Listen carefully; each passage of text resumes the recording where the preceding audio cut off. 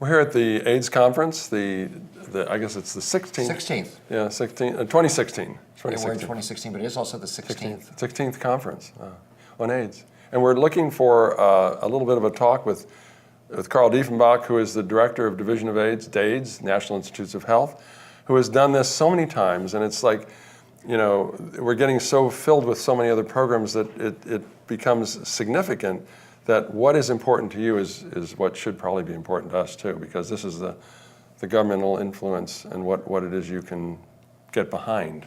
Well, this meeting really highlights where we are on the research for both better treatments, better prevention, and advances on HIV cure, which are really the top three priorities. So starting from the top with HIV prevention, the data that's coming out on the ring is interesting in that it seems to be quite modest in terms of its effectiveness if you look at overall the population.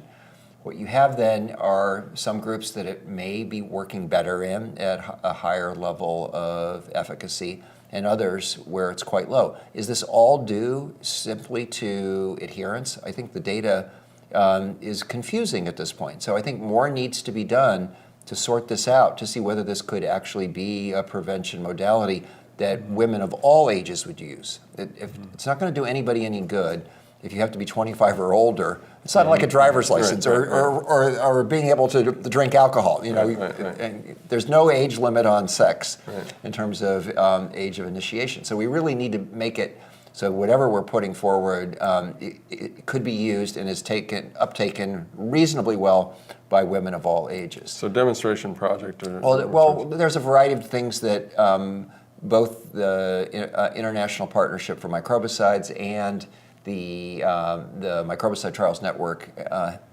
have in design or could have in design to get these things addressed. Ultimately, the regulatory agencies need to weigh in on the quality of the data, and that's really where the true decision will be made. It's not going to be by our government, but probably by the South African government when they file with the South African FDA. So that's the rank.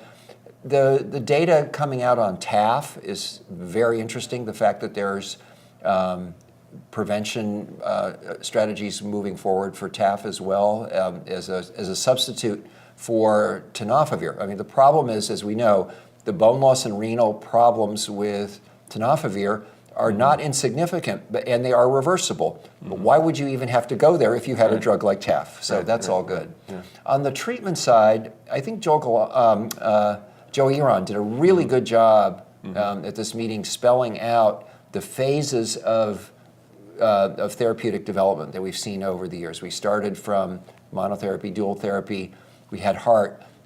We're now in an integrase-specific era, and we're moving toward the next, what's better than a fixed dose, one pill once a day combination. And I think it will be injectables or implantables. So in 5 years, therapy will look completely different than it does today.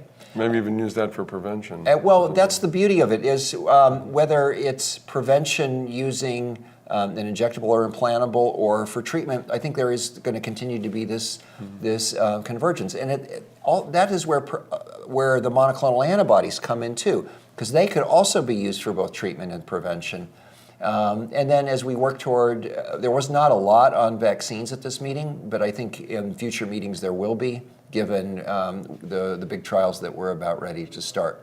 But on the cure side, we're continuing to see some incremental progress.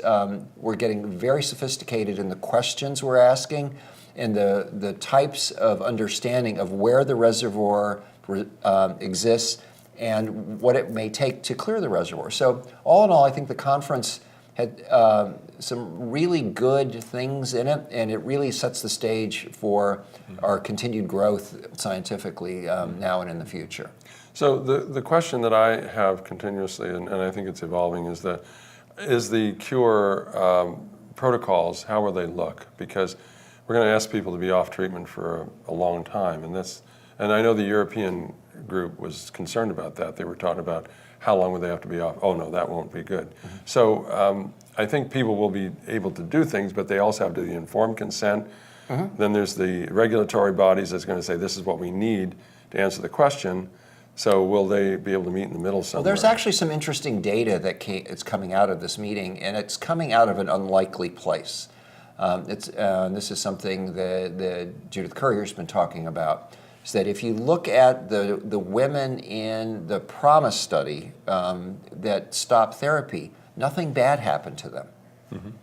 And it's not like it's not like what we saw with the problems with stopping and starting in the SMART study. So it's quantitatively different. Mm-hmm. So with appropriate monitoring, and given the advancement in technologies where people could be even doing home-based monitoring of a viral rebound, we should be able to do structured treatment interruptions with informed consent and monitor people effectively. Because ultimately, we would hope that we would have to monitor people for 3, 4, 5 years. That's the ideal. Right. And that's a problem I'd love to have, is if we had interventions that were giving us sustained virologic suppression in the absence of therapy for several years, that we actually had to monitor them, not like a year or two. We really need to be able to extend this. And I think that the tools are getting better in terms of measuring the reservoir. And so as we get to a place where the reservoir is undetectable, it'll give us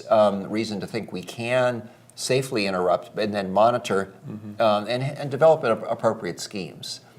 So I think actually we can work through this. So I'm not as worried about the interruption as others are. I think we can do it safely. There's a lot of, there was some some posters on cardiovascular and other metabolistic issues. And of course it can be either initiated by the drugs or by the host, the virus itself. It may be that that's something that we have to put more energy behind, because we know that people are living longer, which is a good thing. And the other is that we have this issue around comorbidities and also mental health, which was really amazingly not well covered. I actually think the neuro components were but not mental. Well, health. You're right. There is for neuro issues. There's two aspects. It's the neuropsychological issues as well as neurology per se. Right, yeah. And I think the mental health aspects are a little harder to people get their hands around. When it comes to the non-infectious comorbidities in particular, we actually have a fairly large emphasis on coming up with interventions specifically, because it's not just enough to study it. We really need to have interventions that could mitigate some of the consequences, particularly for cardiovascular disease. To that end, we have this study called REPRIEVE, which we really need the community to get behind and ask their doctors about enrolling, because this is really the opportunity to say, can a statin used earlier than you would normally use a statin have a profound impact? And we're using one of the newest generation of statins, and we think this is a trial that the NIH is supporting. Multiple institutes are involved, can ask and answer a question. The question about premature aging remains a little bit vexing, because it's not clear whether what we have are people that were so profoundly ill in terms of becoming, have very low CD4 counts, rebuilt an immune system, and the rebuilt is never as good as what was there before, as opposed to people who are starting therapy earlier and earlier today. Because from the START study, we know people should be starting early. And we'll know in 20 years what the answer is to this question. But that's the thing that we're looking at now, is so many people are hesitant to get on treatment. I mean, we have so many people we don't even know are positive. And so the message today is also getting people into the clinic to be tested, and then probably start almost immediately. That's the goal. So and those that remain at risk or HIV negative, encourage them to consider PrEP or other prevention strategies. Because ultimately we can control the epidemic by identifying the highest possible number of HIV positive people for their own health, getting them on antiretroviral therapy. And it reduces the community viral load. It could reduce community viral load, and then people who remain at risk, help them achieve levels of protection so that their level of risk is mitigated. I know that we need more studies. I know that as we learn, they say when you answer a question, you have 20 more questions. I know that all those 20 questions aren't going to be addressed, but we do need more funding for this. You can ask for it and from the Congress, but we can support that ask we can also ask for you. And this is the time where we, not Well, only... I really think what we need to do is focus not on just we need more money, but what are the unmet opportunities? Where's the scientific merit? Because I think that we don't want to pit diseases against each other, Right. and we still need a strong basic science platform on which to build the next generation of cure work, the next generation for vaccines.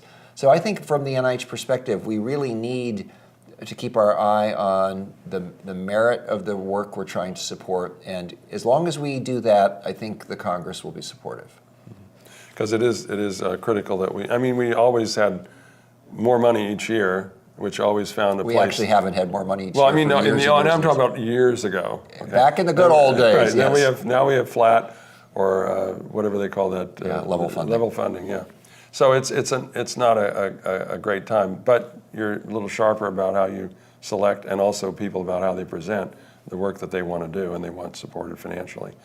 So what are some of the other things that you're working on right now? I mean, what is your goals, or what are your focuses? Well, we have several.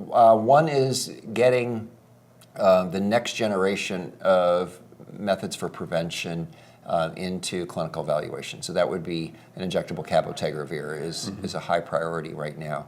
And that in order to get that licensed, we need to work with ViiV to achieve that. There's also the possibility of some implantables, like an implantable TAF. How does that look? And is there a good regulatory pathway for that? So what we want is options for people for prevention.